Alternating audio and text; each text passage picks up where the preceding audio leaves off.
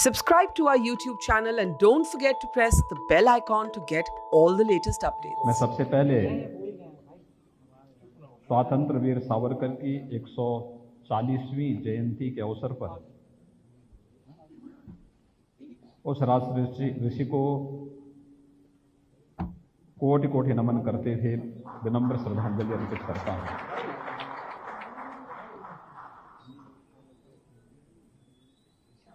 मित्रों, जब वीर सावरकर की बात होती है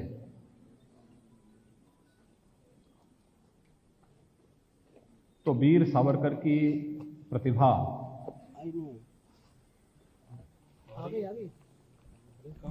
को छुपाने का प्रयास पहले ब्रिटिशर ने और उसके बाद आजादी के तत्काल बाद जिन लोगों के हाथों में सत्ता आई,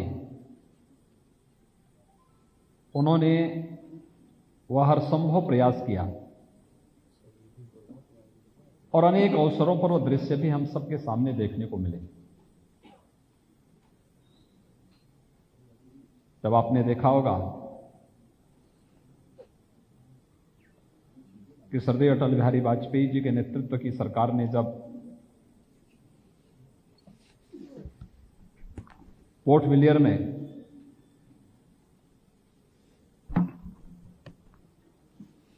सेलुलर जेल में एक स्मृतिका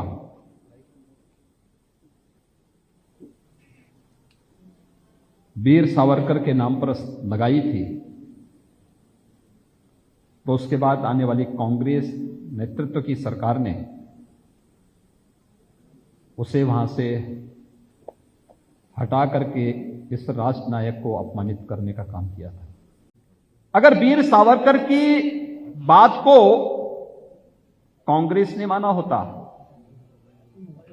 देश विभाजन की त्रासदी से बच गया होता। वीर सावरकर की इस कृति का विमोचन अमृत महोत्सव वर्ष में हो रहा है।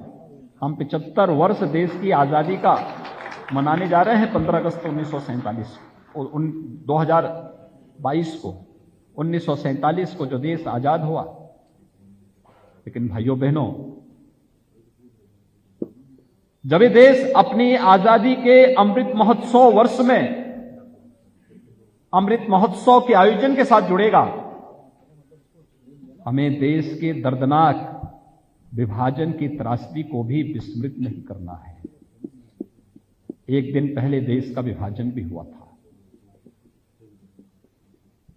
अगर उस समय का नेतृत्व दृढ़ इच्छा शक्ति से कार्य लेता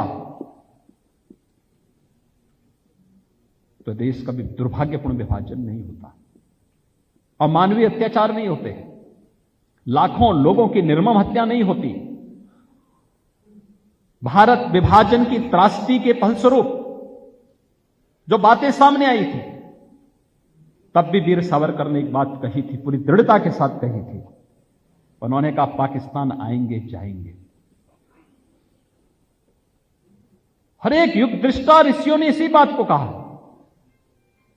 जब श्री अरविंद से पूछा गया पाकिस्तान के बारे में, उन्होंने कहा, पाकिस्तान आध्यात्मिक जगत में कोई शब्द है ही नहीं, ये तो हमेशा नष्ट इसको हो जाना है, ये कभी वास्तविक बन ही नहीं सकता है, पाकिस्तान कोई वास्तविकता नहीं हो सकती है। लेकिन वीर सावरकर ने भी यही बात कही थी, पाकिस्तान आएंगे जाएंगे, लेकिन हिंदुस्तान हमेशा रहेगा। अगर नेशन फर्स्ट की इस थ्योरी को हमने अपनाया होता 1947 में, देश का विभाजन नहीं होता। नेशन फर्स्ट की थ्योरी को अगर हमने अपनाया होता, 1962 में चीन की हिम्मत नहीं थी कि वह भारत पर हमला कर पाता। नेशन फर्स्ट की नीति को हमने अपनाया होता, 1965 में बहादुर सैनिकों के द्वारा पाकिस्तान पर विजय के बाद भी समझौते के टेबल पर भारत के सामने वो स्थिति नहीं पैदा होती जो आतंकवाद और उग्रवाद के रूप में पूरा देश हिल रहा है। 1971 के नेशन फर्स्ट की थ्योरी को भारत ने अपनाया होता, तो युद्ध में पाकिस्तान के 95,000 सैनिकों को आत्मसमर्पण के लिए मजबूर करने के लिए भारत के बहादुर सैनिकों के इस प्रयास पर पाकिस्तान अपनी धूर्ततापूर्ण दृष्टि से आज भी भारत के अंदर आतंकवाद और अलगाववाद को प्रेरित और प्रोत्साहित करने का दुस्साहस नहीं कर पाता है। कि वीर सावरकर कभी भी अपने मूल्यों और आदर्शों से समझौता नहीं किए। इतिहास में आज भी क्या पढ़ाया जाता है? 1857 के प्रथम स्वातंत्र समर को यह सैनिक विद्रोह था, या उसको कमतर करके आंकने का प्रयास हुआ।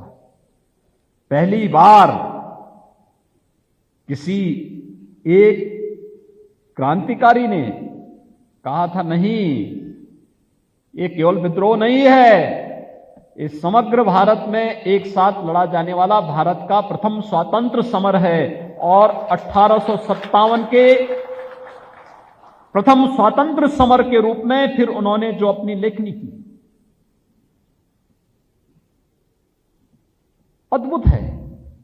प्रतिबंधित हुए अनेक कृतियां उनकी अंग्रेजों के द्वारा प्रतिबंधित की गई, जब्त की गई, लेकिन सावरकर तो सावरकर थे। उनकी कृतियों को कितना भी अंग्रेज नष्ट करते थे, वे इतना उनको कंठस्थ रहता था, वो दूसरा फिर उसका तैयार कर लेते थे। अंग्रेज परेशान थे, वीर सावरकर का बालबांका नहीं कर पाए थे।